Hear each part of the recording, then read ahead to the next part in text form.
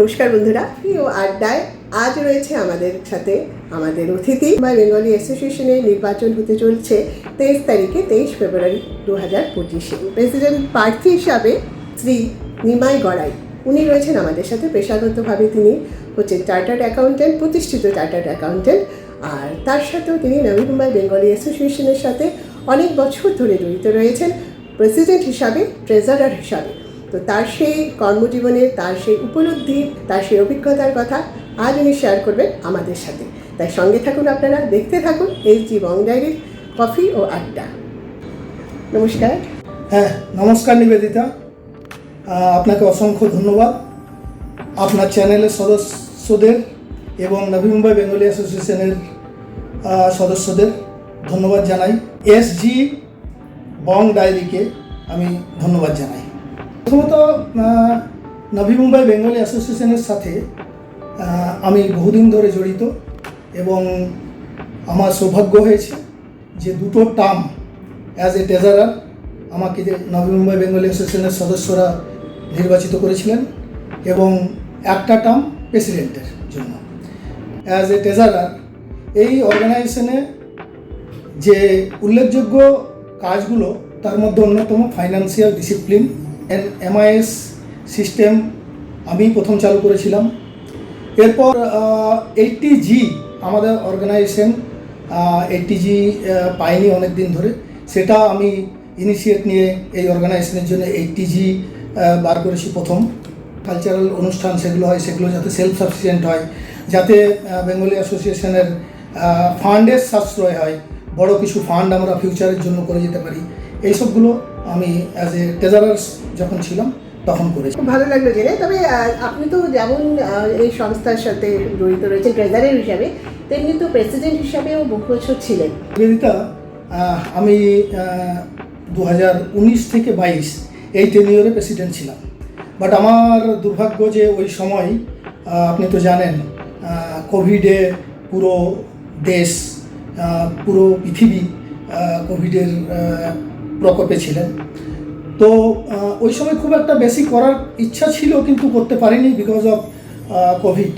তার মধ্যে আমি যে কাজগুলো ওই সময় করেছিলাম সেগুলো আমার টিমকে নিয়ে, সেগুলোর মধ্যে ধরুন পরিষেবা উন্নত, এছাড়া গেস্ট রুম, ক্যান্সার রুমের সেবা কীভাবে উন্নত হয়, এছাড়া অনেক রিপেয়ারিংয়ের কাজ ছিল, যেগুলো যেমন ধরুন বিল্ডিংয়ের কনস্ট্রাকশনের কাজ ছিল, সেগুলো করিয়েছিলাম। এছাড়া আমাদের টিম যখন ছিল তখন আমরা ওখানে শেড, যে মন্দিরের উপর আপনি যে শেডটা দেখছেন, সেই শেডটা আমাদের সময় হয়েছে। এছাড়া ক্যান্সার পেশেন্টের উপরে ওই শেডের রিপ্লেসমেন্ট আমাদের টেনিয়রে হয়েছে। এছাড়াও যেটা উল্লেখযোগ্য সেটা হচ্ছে, আমি যখন প্রেসিডেন্ট হয়েছিলাম সেখানে ধরুন 40 বছরের একটা অর্গানাইজেশন, সেখানে আমাদের ফান্ডের পজিশন ছিল মাত্র 70 থেকে 75 লক্ষ টাকা। আর ওই কোভিড পিরিয়ডে আমি যখন এটা টেনিয়রটা আমার শেষ হয়, সময় আমি যে হ্যান্ডওভার করেছিলাম 2,10,00,000-এরও বেশি টাকা আমি রেখে গেছিলাম। মানে ধরুন আপনি যদি ফাইন্যান্সিয়ালি কম্পেয়ার করেন যে 40 বছরের সেভিংস ভার্সেস 3 বছরের, that too in Covid period is a very really it was a very tough job, but somehow manage. And এটা নিশ্চয়ই নবী মুম্বাই বেঙ্গলি অ্যাসোসিয়েশনের সদস্যরা হেল্প করেছিলেন, তাদের জন্যই হয়েছে। জাস্ট আমরা কেয়ারটেকার হিসাবে ম্যানেজ করেছিলাম, জুডিশিয়াসলি ফান্ডটাকে ম্যানেজ করেছিলাম। এছাড়া ধরুন এই যে আজকে যে খারঘারে আমরা একটা ভালোবাসা প্রজেক্টের জন্য ল্যান্ড পেয়েছি, সেটা আমাদের অনেক দিন ধরে স্বপ্ন ছিল যে আমাদের একটা ওল্ড এজ হোম হোক, নট শুধুমাত্র বেঙ্গলি অ্যাসোসিয়েশনের সদস্যদের জন্য, ওভারঅল নবী মুম্বাইয়ের যেসব বাঙালিরা আছে তারা যেন তার সুযোগ সুবিধা পায়। তো এটা প্রকল্পতেই ছিল, সেটাকে আমি বাস্তবে রূপায়ণ করার জন্য সিডকোর সঙ্গে কোঅর্ডিনেট করে আমার টিম, আমরা সকলে সিডকোর সঙ্গে কোঅর্ডিনেট করে সেই ল্যান্ডটা যাতে পাওয়া যায় তার জন্য ফান্ডের ব্যবস্থা, এবং তার জন্য যেসব কাগজপত্র দরকার ছিল, যেসব রুল রেগুলেশন আন্ডারে যেসব পেপার দরকার ছিল, সেগুলো আমরা প্রসেস সব করেছিলাম। যদিও এই ল্যান্ডটা এই প্রেজেন্ট কমিটির টেনিয়রে এসেছে, বাট মেন কাজটা ওই সময় আমাদের সময়ই হয়েছিল। আপনি যে প্রেসিডেন্ট ছিলেন, তো সেই সময়টা তো কোভিডের সময় ছিল যতটুকু 2021 আর 2020, তখন তো একটা খুবই টাফ সময় ছিল। Right. তো সেই সময়টা আপনাদের টিম বা আপনি প্রেসিডেন্ট হিসাবে জনকল্যাণমূলক কাজ কী কী করেছিলেন? হ্যাঁ, খুবই ভ্যালিড কোয়েশ্চেন। কারণ আমরা তো খালি দুর্গাপূজা, কালী পূজা এগুলো তো বাঙালিদের আছেই। এছাড়া ওই সময় কোভিডে আমরা যে কাজগুলো করতে পেরেছিলাম সেটা হচ্ছে যে আমাদের যে সিনিয়র সিটিজেনরা আছে তাদের বাড়িতে রেশন পৌঁছে দেওয়া, মেডিসিন পৌঁছে দেওয়া, তাদের ধরুন হসপিটালে বেডের বন্দোবস্ত করা। এছাড়া আমরা একটা অল ইন্ডিয়াতে টিম তৈরি করেছিলাম। তাই সেই টিমের মধ্যে ডাক্তার, নার্স এবং অন্যান্য সব কর্মীরা ছিলেন যারা আমাদের হেল্প করেছেন। নট অনলি নাভি মুম্বাই, তারা আমাদের হেল্প করেছেন ব্যাঙ্গালোর, দিল্লি, পুনে, কলকাতা, সেসব জায়গায় বেড খালি আছে কিনা, কোন হসপিটালে বেড খালি আছে, ইনজেকশন কোথায় দেওয়া হচ্ছে। এছাড়া কোভিডের যে ভ্যাকসিন, সেই ভ্যাকসিন ড্রাইভ আমরা করিয়েছিলাম। এছাড়া কোভিডে আমরা অনেক গরিবদের যে ওই সময় রেশন আমরা দিয়েছিলাম। সেখানে ধরুন প্রায় আমরা মোর দেন 1000 পিপলকে রেশন ডিস্ট্রিবিউট করেছিলাম। আশ্চর্য একটা ব্যাপার, যেটা খুব চোখে লাগছে। গত এই দুটো ইলেকশনে, পরপর ইলেকশনে আমরা দেখতে পাচ্ছি যে ক্যাম্পেনিংয়ের জন্য যে যারা প্রার্থীরা রয়েছেন ডোর টু ডোর গিয়ে ক্যাম্পেনিং করছেন ইলেকশনের জন্য। এটা হচ্ছে নবী মুম্বাই বেঙ্গলি অ্যাসোসিয়েশন কোনো পলিটিক্যাল মানে ব্যাকগ্রাউন্ড থাকা বা পলিটিক্যালি কোনো সংস্থা নয়। এটা হচ্ছে একটা সম্পূর্ণ জনকল্যাণমূলক সংস্থা, যেটা আমরা বুঝি জনকল্যাণমূলক সংস্থা।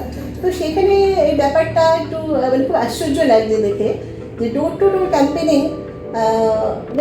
খুব হ্যাঁ, দেখুন, এটা আমিও দেখছি লাস্ট দুটো ইলেকশন, আমি তো অনেক দিন ধরে আছি। এটা আগে হতো না। এখন দেখুন যেসব প্রার্থীরা দাঁড়িয়েছে তারা সবাই চাই জিতে আসবে, তারা হয়তো ক্যাম্পেইন করছে। কিন্তু দেখুন বম্বেতে কি হয়, বম্বেতে প্রত্যেকেই ব্যস্ততার মধ্যে থাকে। তো আমার যেটা পার্সোনালি যেটা ওপিনিয়ন, আপনি যদি দেখেন, তো আমি এই ডোর টু ডোর ক্যাম্পেইনের কিন্তু পরিপন্থী না। অনেক প্রোগ্রেসিভ মানুষ, আমি একটু আপনার মাঝখানে যোগ করছি, প্রোগ্রেসিভ গ্রুপ যেটা রয়েছে আপনাদের, সেখানেও কিন্তু কয়েকটি পার্টি থেকে যাচ্ছে। কিন্তু আপনি যদি অ্যাজ এ লিডার আমাকে বলেন, তো আমি এটাতে খুব একটা সাপোর্ট করি না। কিন্তু আমাদের লোককে তো জানাতে হবে যে আমরা ইলেকশন ফাইট করছি, তো সেই জন্য লোকের সঙ্গে একটা সংবাদ দরকার। কিন্তু আমার মনে হয় আজকে টেকনোলজি যত উন্নত, ধরুন ইমেল হচ্ছে, মোবাইল ফোন প্রত্যেকের কাছে আছে, সেটা থ্রু দিয়ে আমরা লোকের কাছে পৌঁছায় আমরা চেষ্টা করছি। রাজনৈতিক দল না, এটা একটা সোশ্যাল অর্গানাইজেশন। আপনি খুব সত্যি কথা বলেছেন। কিন্তু আমি পার্সোনালি যদি বিশ্বাস করেন, আমি ডেফিনেটলি মেম্বারদের কাছে পৌঁছাতে চাই, কিন্তু সেটা টেকনোলজিকে ইউজ করে। প্রার্থী হিসাবে আপনি দাঁড়িয়েছেন, আশা রাখছি বা আমরা ভেবে নিচ্ছি এলজি বাউন্ডারির তরফ থেকে যে আপনি, আপনাদের যে টিম রয়েছে বা তারাই জয়ী হবেন, আর আপনিও প্রেসিডেন্ট হিসাবে নির্বাচনে হবেন। তো যদি আপনি নির্বাচনে জয়ী হয়ে যাবেন প্রেসিডেন্ট হিসাবে, তো কোন কাজগুলোর আপনার প্রাধান্য থাকবে যেগুলোকে সম্পূর্ণ করার? দেখুন, বেঙ্গলি অ্যাসোসিয়েশনের যে রেগুলার সামাজিক কার্যকলাপ চলে, সেটা তো বন্ধের কোনো বা সেখানে কাট ডাউন করার কোনো কোশ্চেন নেই। যেমন দুর্গাপূজা, কালী পূজা, অমাবস্যা, অন্যান্য আমাদের বাঙালিদের 12 মাসে 13 পার্বণ, সেগুলো তো চালু থাকবেই। কারণ ওটা নিয়েই আমরা প্রবাসী বাঙালি সব এখানে নিজেদের টাইম এনজয় করি। হ্যাঁ, কিন্তু এর মধ্যে দেখুন সামাজিক কার্যকলাপ করার অনেক কিছুই আছে। যেমন স্পোর্টস, আমাদের বেঙ্গলিদের স্পোর্টস ডেভেলপমেন্টের প্রোগ্রাম আছে। স্পোর্টসটা আমি দেখছি কিছুদিন ধরে নেগলেক্টেড হয়ে গেছে। তারপরে আমাদের গেস্ট রুম আর ক্যান্সার রুমের যে পরিষেবার গুণগত মান কীভাবে উন্নয়ন করা যায়। লাইক এখন ধরুন যেসব রুমগুলো আছে সেখানে টাওয়েল, সাবান বা ছোটো ব্যাপার, কিন্তু ইটস ম্যাটার। কিন্তু তারপরে ধরুন ইন্টারকম ফ্যাসিলিটি, আরও কীভাবে পরিষেবাকে উন্নত করা যায়। প্লাস ধরুন এই যে ক্যান্সার পেশেন্ট রুম বুকিং আর গেস্ট রুম বুকিং, এটাতে অনেক পার্সোনালি ইনভলভ হতে হয় এবং লোকে ফোন করে কারেক্ট পিকচার পায় না। সেখানে আমরা চাই এটা ডিজিটালি পুরো কনভার্ট। কিছুক্ষণ আগে বললাম যে আমাদের অনেক দিনের স্বপ্ন ওল্ড এজ হোম, মানে সেই old age home assisted living for senior citizen, যেটার নাম আমরা দিয়েছি ভালোবাসা। সেই ভালোবাসা প্রজেক্টটা ল্যান্ড তো হয়ে গেছে, জমিটা তো হয়ে গেছে অধিগ্রহণ। এবার সেইটার কমপ্লিশনের একটা টাইম লাইন আছে সিট কমিশন। সেই টাইম লাইনের মধ্যে যদি আমরা এটা কমপ্লিট করতে না পারি তাহলে একটা আমাদের অ্যাসোসিয়েশনকে পেনাল্টি দিতে হবে। তো আমি চাই এই পিরিয়ডের মধ্যে এটাকে যে টার্মস অ্যান্ড কন্ডিশনে সিট করা আছে সেই পর্যন্ত আমি কমপ্লিট করতে চাইব এবং তার জন্য ফান্ড রেজ করার বন্দোবস্ত করব। এটা তো আমার একটা। এছাড়া আপনি দেখেছেন আমাদের নাভি মুম্বাইয়ে বঙ্গভবন নেই, বাকি সব রাজ্যের একটা করে ভবন আছে। তো গভর্নমেন্ট এবং সিনিয়র অফিসারদের সঙ্গে পার্সিউ করবো যাতে এখানে আমাদের একটা বঙ্গভবন হয়। ওমেন এম্পাওয়ারমেন্ট, আপনি তো দেখছেন আমাদের প্যানেলে 8 জনের মধ্যে 4 জন লেডিস। তো নাও ইউ ক্যান সি কি আমরা কিভাবে স্টার্ট করছি, মহিলাদের কিভাবে আগিয়ে নিয়ে যেতে চাই। আচ্ছা, তবে একটা কথা যে আপনি যেটা বললেন, আপনার কথাটা ধরে আমি বলছি, ওল্ড এজ হোম যেটা আপনাদের পরিকল্পনা ভালোবাসা বলে যে প্রজেক্টটা রয়েছে, তো সেটাতে রিসেন্টলি একটা কিছু পোস্ট একটা হঠাৎ করে চোখে পড়লো আর কি, মানে আপনার অপোজিট পার্টিতে যারা রয়েছে প্যানেল থেকেই হয়তো কেউ একজন পোস্ট করেছেন, যদি এখানে উল্লেখ আছে যে 10 কোটি টাকা অলরেডি পাইপলাইনে রয়েছে, হয়তো মার্চে সেটা হয়ে যেতে পারে। তো সেক্ষেত্রে তো কাজটা সম্পূর্ণ হয়ে গেল। তো আপনি যদি প্রেসিডেন্ট হয়ে আসেন তবে আপনার তো নতুন করে কিছুই করার থাকছে না, অনেক সহজ হয়ে যাচ্ছে কাজটা। নিবেদিতা, নির্বাচনের প্রচার আর রিয়েলিটি দুটোর মধ্যে অনেক পার্থক্য আছে, ঠিক আছে। আমি বেসিক্যালি এই ওল্ড এজ হোম জমি অধিগ্রহণ থেকে শুরু করে টিল নাও আমি ওই ফাইন্যান্স একটা কমিটি হয়েছে, ফান্ড রেজিং কমিটি, সেই কমিটির একজন সদস্য। আর কিছুদিন আমি ওটা হেডিংও করেছি। আর তারপরে আমার কিছু প্রফেশনাল কাজে ব্যস্ত হয়ে যাওয়ার জন্য সেটা অন্য কেউ হেডিং করছে এখন। যাই হোক, কিন্তু প্রত্যেকটি মিটিংয়ে আমি অ্যাটেন্ড করি, কিন্তু আমার কাছে কোনো এরকম ইনফরমেশন নেই যে 10 কোটি টাকা পাইপলাইনে আছে, জমা করেছে। যদি হয়ে থাকে তো অ্যাসোসিয়েশনে ভালো। তো actual project cost is around more than 20 crores। তো সেখানেও আমাকে 10 কোটি টাকার ফান্ড যদি এটা হয়ে থাকে, আমি কোথাও মানে বলছি, আমি জানি না এটা সত্যতা কতটা বা আমি ভ্যালিডেট করতে পারছি না, কিন্তু যদি হয়ে থাকে সেখানেও অনেক কাজ করা আছে। প্রজেক্টটাকে এক্সিকিউশন করে কমপ্লিট করানো, প্লাস ধরুন আরও 10 কোটি টাকা কালেকশন, তার ফান্ড রেজ করা, অনেক কাজ আছে। এবং আর লিভ, এটার মধ্যে অনেক ডিফারেন্স আছে, আপনি বুঝতেই পারছেন। তো 10 কোটি টাকা যদি হয়ে যায় ঠাকুরের ইচ্ছায়, মা ভুবন মোহিনীর ইচ্ছায়, তাহলে তো নাথিং লাইক ডেফিনেটলি। আপনাদের প্যানেলে যারা রয়েছেন প্রত্যেকেই প্রার্থীদের ডিটেলসগুলো তো আসছে পোস্টে, প্রত্যেকেই অনেক তাদের শিক্ষাগত ব্যাকগ্রাউন্ডই বলি বা বাকি কিছুই বলি যথেষ্ট তাদের রয়েছে। তবুও আপনার কাছ থেকে জানতে চাইবো আপনার প্যানেলে যারা রয়েছেন বাকিরা তাদের সম্পর্কে কিছুটা। দেখুন, একটু আগেই আপনাকে বললাম যে আমি ওমেন এম্পাওয়ারমেন্টের উপর বিশ্বাস করি। সেখানে 4 জন মহিলা প্রার্থী আছেন। আমি চাই যে টিমটা নূতন আর পুরনোর সংমিশ্রণে হোক, কারণ পুরনোরা গাইড করবে, নূতনরা শিখবে, কারণ আমাদের তো নেক্সট জেনারেশনটাকে ডেভেলপ। আমরা তাদের বলছি যে মহিলা প্রার্থী আছে রুবি দত্ত, মহুয়া উপাধ্যায়, সুমনা দেব আর কৃষ্ণা ঘোষ, প্রোগ্রেসিভ প্যানেল। আর যে পুরুষরা আছেন তাদের মধ্যে দেবাশিস মিত্র, পল্লব বিশ্বাস, আর ইন্দ্রনীল সিনহা আর সুভাষ মুখার্জি। এর মধ্যে সুভাষ মুখার্জি, মহুয়া আর আমি 3 জন পুরনো, বাকি 5 জনই কিন্তু নতুন।